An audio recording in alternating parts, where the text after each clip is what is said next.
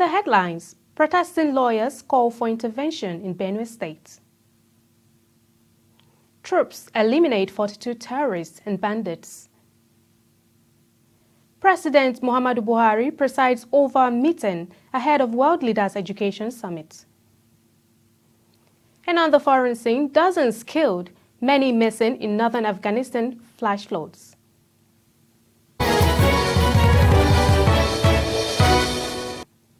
Hello and welcome to Trust TV News Update. I'm Aisha Salihu. For more news, follow us across all of our social media platforms on YouTube, Instagram, and Facebook. Lawyers from Conflict Zone and Association of Igede Media Professionals want President Muhammadu Buhari to intervene in the communal conflict between Bonta and Ukpute communities in Benue State. The groups in the protest expressing lack of confidence in the efforts of the Benue State government to end the crisis appealed to the federal government to reaffirm the boundary between the two communities and set up a military base to end the consistent clashes between the communities. Tom should address a home. Charities begins at home. Because what Tom is always saying that Fulani is killing, Mitela is killing. No. In Benue State, in Igede land, Fulani doesn't kill anybody. Those who clean us are TV peoples and from Ebonta. We want to keep a record clear. It's not all about propaganda. What we are calling on the federal government under the leadership of President Muhammadu Buhari to do is, one, to urgently deploy troops to the crisis areas, because the crisis has taken a new dimension and even Igede that are not part of the crisis have been attacked. Two, to serve to bring a lasting peace to that area, there should be a boundary demarcation. Mr. President should prevail on Governor Tom to urgently demarcate the boundary so that peace will reign. Another enduring solution is to also create a military checkpoint, because without military checkpoint, that road nobody will pass that road. We are not looking for anything. We are not looking for political position. We are not looking for welfare from them. But one thing we know is that security and the welfare of the people is their primary duty according to Section 14 of the Constitution. He should protect us. Since he is not capable to do that, that is why we are calling on the president to come and intervene in this matter. The Nigerian troops have eliminated 42 terrorists and bandits, arrested 41, and rescued 93 kidnapped victims in the northeast, northwest, and north central theaters of operation in the last 2 weeks, Defense Headquarters says. The acting director, Defense Media Operations, Brigadier General Bernard Onyeuko, announced this while giving updates on the military operations across the country on Thursday in Abuja. Onyeuko said the troops of Operation Hadinkai had eliminated 16 Boko Haram and ISWAP terrorists and arrested 29, as well as rescued 40 civilians in the northeast within the period. He further noted that the troops of Operation Hadarin Daji in the northwest neutralized no fewer than 14 bandits, arrested 24, and rescued 36 victims in different locations within the theater. Away from security matters, the Joint Admissions and Matriculation Board has fixed Friday, 6 August 2021, for 18,000 candidates who missed the Unified Tertiary Matriculation Examination to retake the examination. The board said the examination will take place in some select locations across the country. JAM's head of media, Fabian Benjamin, said this in a statement on Thursday in Abuja, while noting that the 18,000 candidates slated for the examination are being notified through both text messages on their designated phone numbers and their JAM profiles. It therefore directed the affected candidates to print fresh examination notification slips containing the venue and time of the examination from its website from August 1. President Muhammadu Buhari has presided over a strategic meeting ahead of Thursday's opening of the Global Education Summit in London. The strategic meeting was attended by members of the Nigerian delegation, including the National Security Advisor to the President, retired Major General Babagana Munganu, and Minister of State for Education, Chukwuemeka Wajiuba. Nigeria is a leading country in the entire global education chain, and we are one of the biggest beneficiaries. His presence here is almost a sacrifice he's making on behalf of the people of Nigeria to get as much as is possible.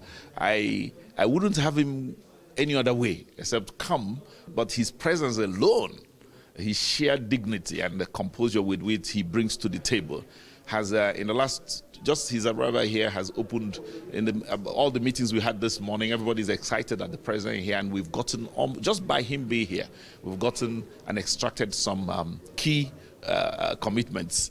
Nigeria is a The federal government has listed conditions state governments must meet to become beneficiaries of the $750 million International Development Association credit facility extended to Nigeria by the World Bank for 2022. The sum is tied to the State Fiscal Transparency, Accountability and Sustainability Program designed to improve state revenue, fiscal efficiency in public expenditure, and reduce the debt burden. The first condition for states to benefit from the $750 million facility in 2022 is that they must achieve disbursement-linked indicators by the end of this year. The Plateau State chapter of the People's Democratic Party has dragged the Plateau State Independent Electoral Commission to the High Court for alleged exclusion of the party from the forthcoming local government elections slated for October 2021. The PDP is also challenging the state electoral umpire over the outrageous amount it charges for the purchase of nomination forms for the councillor and chairmanship positions respectively. The case was, however, adjourned to August 5 for hearing on the originating summon and the preliminary objection filed by the PDP. Counsel to PDP Edward Pajok said that his client is in court to challenge the state's electoral commission for organizing election for chairman and councillor in Plateau State by excluding PDP from participating in the election. The ambassador of Venezuela to Nigeria, David Caraballo, says his country's government will continue to defend its sovereignty and the human rights of its citizens against sanctions of the United States. Caraballo said this during the bicentennial commemoration of the Battle of Carabobo and the independence of Venezuela, which was held in the University of Abuja. Professor Abdul Rashid Naala, Vice Chancellor of the University of Abuja, represented by the Deputy Vice Chancellor Administration, Professor Abubakar Abba, said the Carabobo Day was not just a historical document, but a lesson for students to protect the nation's democracy and interests. We have the same history, we have the mixed relation in the process to build our nations, and I believe this 200th anniversary of the Carabobo battle is the inspiration for Venezuelan people to continue fighting against the unilateral question measures, against the interests of the United States, against the self-determination right of Venezuelan people. The blood of Africa fluid in Venezuela, we talk about Africa like the mother. There are a lot of thieves, deceptions, mischiefs, etc., going on. There are nations and countries. There are agencies, international agencies and platforms that are ready, willing, and are desperate in hijacking and mobilizing African youth and students negatively. It behoves on you to open your eyes and shine them. You must, by the intellectual assignments placed on your fragile young children. Nigeria and Russia signed 3 intergovernmental agreements and 2 broad-based project development agreements for cooperation on the development of nuclear energy for peaceful purposes. Secretary to the Government of the Federation, Bas Mustafa, represented by Andrew Adejo, Permanent Secretary, Political and Economic Office in the SGF's office, said this in Abuja when he hosted a delegation from Russia's Rosatom State Nuclear Energy Corporation. In his remarks, Vice President of the Russian Nuclear Energy Corporation, Anton Moskvin, appreciates the federal government for what he described as peaceful cooperation with Russia. Nigeria and Russia have signed 3 agreements. One is an intergovernmental agreement by on behalf of Nigeria by the Nigerian Atomic Energy Commission and by the Russian Nuclear Energy Corporation on behalf of the Russian Federation. The two are the broad-based project development agreements, and all are aimed towards the cooperation. A part of the Nigerian nuclear program. We want to review and to renew the vision of that nuclear program.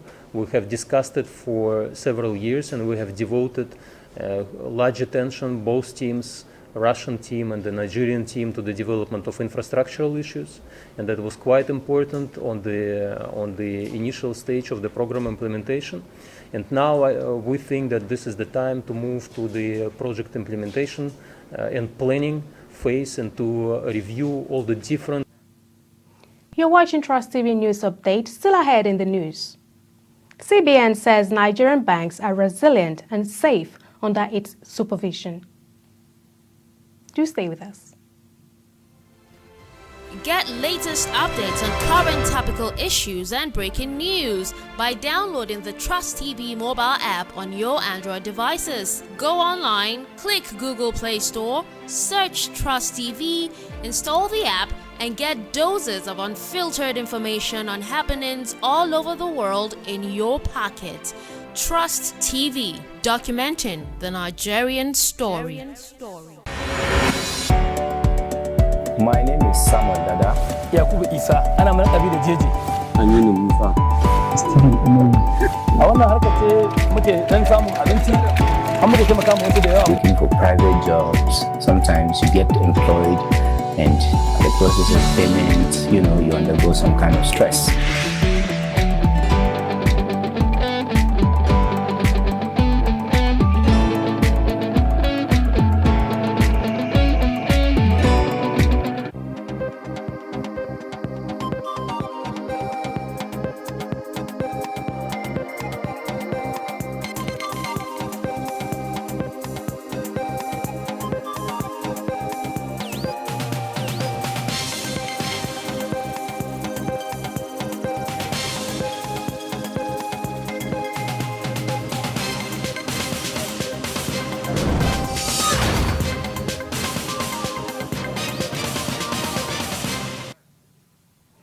Welcome back, and thanks for staying tuned on Trust TV News Updates. Let's take a quick look at some of our top stories.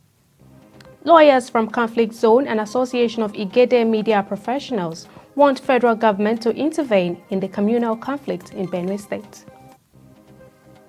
President Muhammadu Buhari has presided over a strategic meeting ahead of Thursday's opening of the Global Education Summit in London. Still in the news, a United States court has issued a warrant of arrest for a Deputy Police Commissioner, Abba Kyari. Otis Wright of the State's District Court for the Central District of California reportedly ordered the Federal Bureau of Investigation to arrest and detain the DCP, who was accused of having ties with embattled Instagram celebrity Ramon Abbas, popularly known as Hush Puppy. According to media reports, the development is contained in a court document dated July 26. The United States Department of Justice had earlier stated that an ongoing investigation revealed Hush Puppy allegedly bribed Kyari to arrest one Mr. Kelly Chibuzo Vincent, one of his accomplices in Nigeria. Reacting to the allegations, Kyari, in a statement, denied receiving a bribe from Hush Puppy. And now to business news. The Central Bank of Nigeria reiterates the resilience, safety, and soundness of the Nigerian deposit money banks, as well as other financial institutions under its supervision. The CBN Governor, Godwin Emefiele, said that assurance is against the backdrop of false and unfounded stories circulating in the social media attacking the soundness and safety of some Nigerian banks. Problem to create banking system instability. We will, by God's grace, unravel who they are, and we will announce them, bring them to the public if we find them. But I want to say that, and I repeat, that the strategic health of the Nigerian banking industry remains very, very strong. For instance, at today's meeting, data was provided to Monetary Policy Committee members, and I will say we reviewed the financial soundness indicators of the Nigerian banking industry. For instance, capital adequacy ratio averages 15.5%. For the national banks, they are only meant to have just 10%. For the international banks, those operating with international licenses, they are supposed to operate at 15%. If we have an average of 15.5%, we believe that this capital adequacy, the Nigerian banking industry is well capitalized and can meet any shocks if they arise. 2, non-performing loans ratio today stands at 5.7%. Our prescribed maximum is 5%. Even at a time when there's global crisis, if we have 5.7 instead of 5, I think it's an indication of a sound banking system. 3, liquidity ratio for the banking industry today is 41.3%. What is expected? The Department of Petroleum Resources, Eket Field Office, has sealed 13 cooking gas stations in July for illegal operations. Victor Wodiasa, the operations controller of DPR in Akwa Ibom, said this to newsmen in Eket on Thursday. Wodiasa said the cooking gas stations were operating illegally and their facilities were not licensed by the department in the state. He said the department would sensitize and enlighten the public and operators to safe handling procedures of cooking gas. Away from Nigeria, at least 40 people have been killed, with 150 more missing in northern Afghanistan after flash floods ravaged an area northeast of the capital, Kabul, officials said on Thursday. Saeed Moman, the spokesperson for Nuristan's governor, said about 40 people were killed on Wednesday due to flash floods. He said 150 people were still missing and nearly 80 houses had been destroyed after floods swept through the area. Saeed said a rescue operation is underway to find the missing people. Qin Gang, the new ambassador of the People's Republic of China to the United States, arrived in the U.S. to assume office. Qin is the 11th Chinese ambassador to the United States. Prior to his ambassadorship, he was Vice Foreign Minister of China. The new envoy has vowed to bring U.S.-China ties back on track at a time when both sides are clashing on a wide range of issues, from trade and technology to human rights and foreign policy.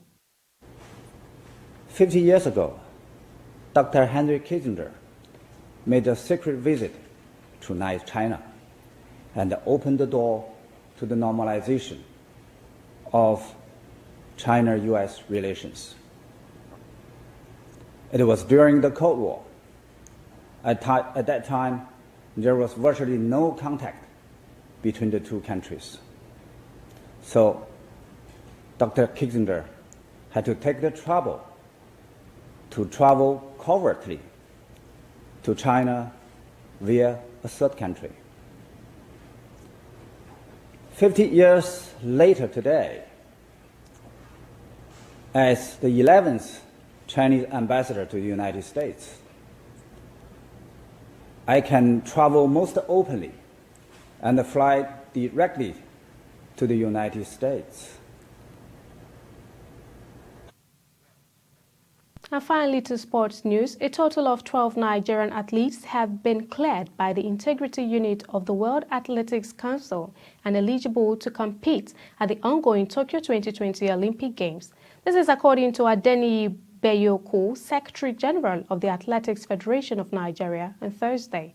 18 athletes from the final entries for the Tokyo Olympic Games were on Wednesday declared not eligible to compete.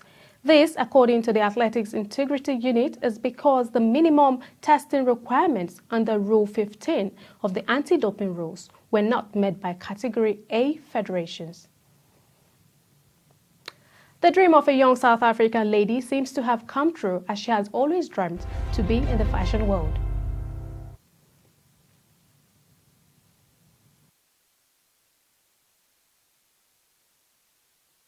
The brands developing constantly and startups making inroads in the market. The fashion industry is booming here, attracting many dream chasers. My name is Faye. I'm from South Africa. I live in China. Specifically, I live in Shenzhen. Faith has been to the United States, Thailand, and other countries, but she chose to stay in China. I've always been interested in modeling. I've always liked fashion. I studied drama. I've always wanted to model, like, from a young age. After entering the industry, Faith quickly found the vitality and potential of the market. With the development of internet economy, online shopping has become popular. More and more businesses are focusing on e-commerce platforms, and people's consumption habits are changing constantly. 淘宝开了之后，其实给我们更多的机会。比如说线上的这些店铺，他们是需要用到外籍模特的，包括说现在的产品，比如说像华为啊、vivo 啊，这些都是我的客户。那他们在拍产品的时候，也是需要用到外籍模特的。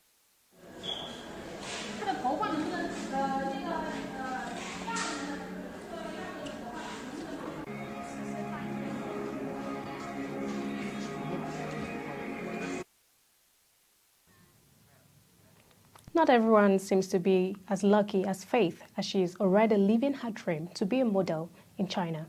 We have come to the end of the news update. Do not forget to follow us across all of our social media platforms for more news. I'm Aisha Salihu. Thank you for joining us.